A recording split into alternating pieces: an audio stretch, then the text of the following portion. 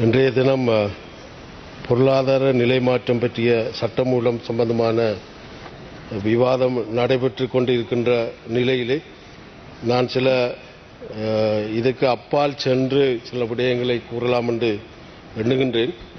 முதல்ல இந்த மாதம் ஒரு ஜூலை மாதம் ஒரு கரிநாளாக எங்களுடைய தேசத்திலே பேணப்படுகிறது. காரணம் என்னவென்றால் இந்த மாதத்திலே தான் வெலிக்கடை சிறையிலே எங்களுடைய தமிழீழ விடுதலை இயக்கத்தினுடைய தலைவர்கள் படுகொலை செய்யப்பட்டார். வன்முறை என்பது, இனவாதம் என்பது, இன ஒழிப்பு என்பது இந்த வெலிக்கடை சிறையிலே தான் ஆரம்பித்தது. அந்த வகையிலே இந்த 25ஆம் தேதி இந்த மாதம் இன்றைய நாள் இந்த வெலிக்கடை படுகொலை ஆரம்பித்த நாளாக இன்றைய நாள் இருந்து கொண்டிருக்கிறது. அந்த வகையிலே இந்த படுகொலை சம்பந்தமாக ஒரு விசாரணை இல்லை. அவர்களை எங்கே புதைத்தார்கள் என்று தெரியவில்லை. அதற்கான விசாரணை ஆரம்பிக்கப்பட்டதாக சொல்லப்பட்டதை ஒழிய அதற்கான தீர்வு, அதற்கான சம்பந்தப்பட்டவர்கள் தண்டிக்கின்ற நிகழ்வு கூட இட்டவரைக்கும் நடைபெறவில்லை என்பதை மிக மனவருத்தத்தோடு தெரிவிக்கின்ற இந்த நிலையிலே உண்மையிலே இந்த அரசாங்கம் அந்த 83ஆம் ஆண்டு நடைபெற்ற ஜூலை படுகொலையை விசாரிக்க வேண்டும், அவர்களை எங்கே புதைத்தார்கள் என்று தெரிவிக்கின்ற ஒரு சூழலை இந்த உயர் சபையிலே நான் அரசாங்கத்திடம் கேட்டுக்கொள்ள விரும்புகின்றேன். 1969 கிட்டத்தட்ட 21 வயதில் தமிழீழ விடுதலை இயக்கத்தை ஆரம்பித்த தங்கத்துரை அவர்கள் 33 வயதிலே கைது செய்யப்பட்டார். 35 வயதிலே படுகொலை செய்யப்பட்டார். எவ்வளவு ஒரு கோரமான சம்பவத்தை பாருங்கள். 35 வயதிலே கைது செய்யப்பட்டவர், 33 வயதிலே கைது செய்யப்பட்டவர் 35 வயதிலே படுகொலை செய்யப்பட்டார். அவர் உள்ளே இருக்கின்ற போது திருமணம் செய்து ஒரு மகன் இருக்கிறார், கரிகால் என்று. அவர் இப்பொழுது லண்டனிலே இருக்கிறார். 1981 சித்திரை 5 தங்கத்துரை குட்டுமணி கைது செய்யப்படுகிறார்கள். பருத்தித்துறை மணற்காடு என்ற இடத்திலே இந்த கைது நடைபெறுகிறது.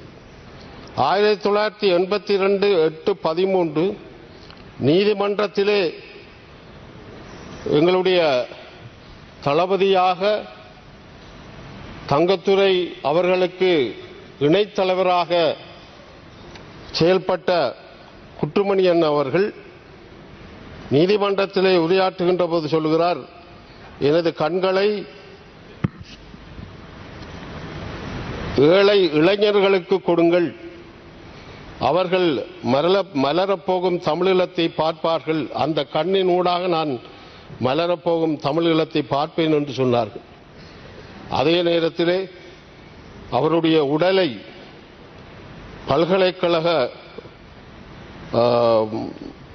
பல்கலைக்கழகத்திலே ஒப்படைக்குமாறு அவர் கோரியிருந்தார். 1983 2ஆம் ஆண்டு 24ஆம் தேதி நீதிமன்றத்தில் தங்கத்துரை அண்ணன் அவர்கள் ஆற்றிய உரையிலே சொன்னார், நாம் வன்முறை மீது தாகம் கொண்டவர்கள் அல்ல,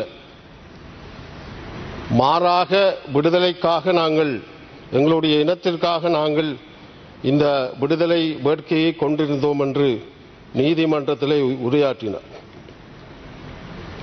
1983 ஜூலை 25 தங்கத்துரை குட்டுமணி உட்பட 35 பேர், 1983 ஜூலை 27 18 பேர், மொத்தமாக 53 பேர் படுகொலை செய்யப்படுகிறார். காடையர்களை சிறைக்குள்ளே அனுப்பி அவருடைய கண்ணை பிடுங்கி நீதிமன்றத்திலே கண்ணை ஒப்படைக்க கண்ணினூடாக இழத்தை பார்ப்பேன் என்று சொல்லுகின்ற அந்த நிலையிலே அவருடைய கண்ணை பிடுங்கினார். மிக துன்பப்படுத்தி சித்திரவதை செய்து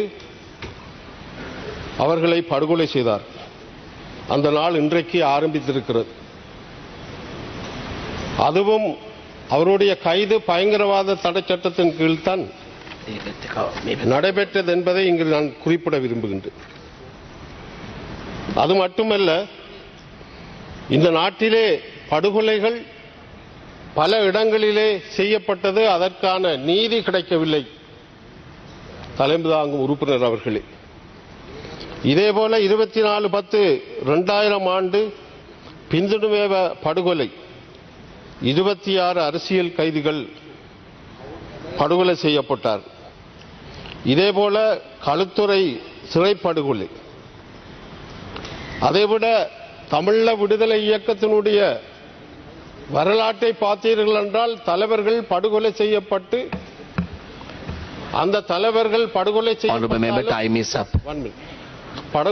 செய்யப்பட்டாலும் இன்றைக்கு தமிழீழ விடுதலை இயக்கம் இன்றைக்கும் எங்களுடைய மக்களுடைய இனப்பிரச்சனை, எங்களுடைய மக்களை பிரச்சனைகளை தொடர்ந்து குரல் கொடுத்து கொண்டு இருக்கிறது என்பதை நான் இங்கு குறிப்பிட விரும்புகின்றேன்.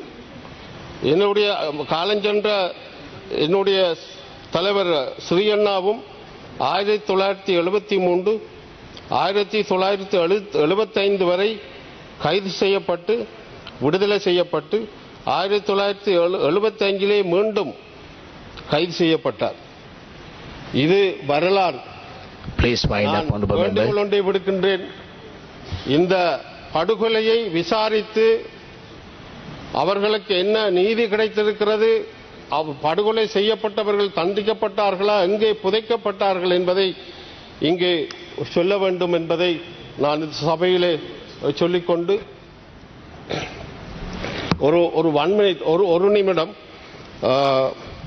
மன்னாரிலே எல்ஆர்சி காணி சம்பந்தமாக சில முறையற்ற நிலை காணப்படுகிறது.